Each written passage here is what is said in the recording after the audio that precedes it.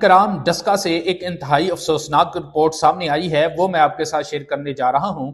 اور اس رپورٹ میں بتایا یہ گیا ہے کہ پچھلے تقریباً ایک ہفتہ میں ڈسکا اور اس کے ملحقہ جو علاقے ہیں وہاں سے 13 افراد نے خودکشی کرنے کی کوشش کی ہے۔ ناظرین کرام، 13 افراد نے، جن میں سے 9 خواتین ہیں اور 4 مرد حضرات ہیں جنہوں نے خودکشی کرنے کی کوشش کی ہے۔ ناظرین کرام، سب سے اہم اور یہاں پر سوال یہ پیدا ہوتا ہے کہ لوگ اس طرف جا کیوں رہے ہیں، اس کی وجہ کیا ہے؟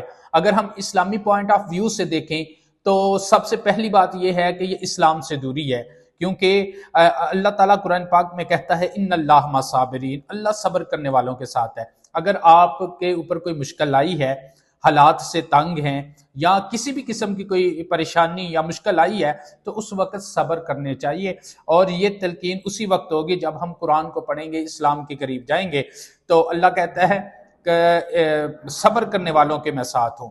تو ناظرین کرام، اسی طرح ان لوگوں نے جو ہے حالات سے تنگ آ کر خودکشیاں کرنے کی کوشش کی ہیں، اپنی جان دینے کی کوشش کی ہے، جو انتہائی افسوسناک عمل ہے۔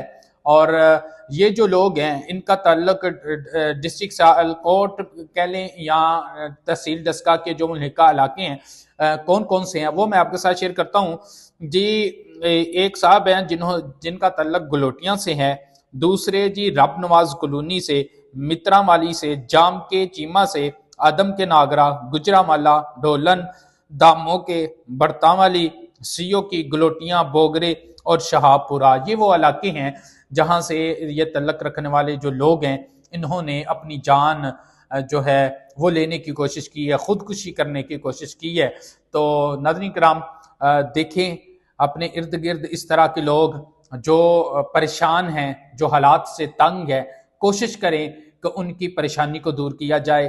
اگر کوئی بندہ ڈپریشن کا شکار ہے، اس کے ساتھ کوئی گفتگو کی جائے تاکہ اس کو تھوڑا سکون ملے، اس کے پریشانی کو دور کرنے کی کوشش کرنی چاہیے۔ بحیثیت قوم، بحیثیت معاشرہ ہم سب کا یہ حق ہے، اور اللہ تعالی ہم سب کو محفوظ رکھے۔